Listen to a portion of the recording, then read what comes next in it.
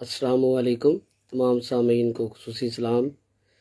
آج کا energetic reminder ایک نہایت ہی مقبول اور بہترین دعا ہے۔ رسول مکرم صلی اللہ علیہ وسلم اس دعا کو اکثر اپنی دعاؤں میں مانگا کرتے، اور یہ دعا ہر قسم کی تکلیف، پریشانی، قرضہ، غم، فکر، گھبراہٹ، بزدلی اور لوگوں کے اپنے اوپر غلبہ پا جانے سے حفاظت کے حوالے سے بڑا بہترین نبوی نسخہ ہے۔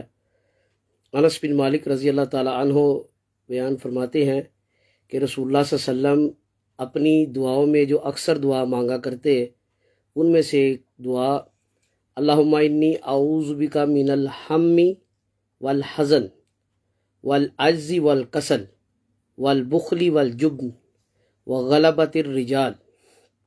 اے اللہ، میں آپ سے فکر اور سوچ اور پریشانی سے، عاجزی اور سستی سے، کنجوسی اور بزدلی سے اور لوگوں کے غالب آنے سے اللہ آپ کی پناہ مانگتا ہوں۔ سنن نسائی کے اندر یہ حدیث 5452 نمبر موجود ہے، اور یہ حدیث صحیح سند کے ساتھ صحیح بخاری، سنن ابو داؤد، سنن ترمذی، مسند احمد کے اندر دیگر کتب حدیث میں بھی صحیح اسناد کے ساتھ موجود ہے۔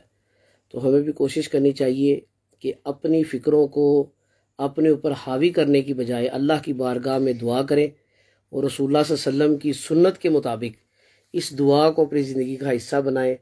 اللہ تعالیٰ سنانے والے کو اور سننے والوں کو عمل کی توفیق عطا فرمائے۔ السلام علیکم ورحمۃ اللہ وبرکاتہ۔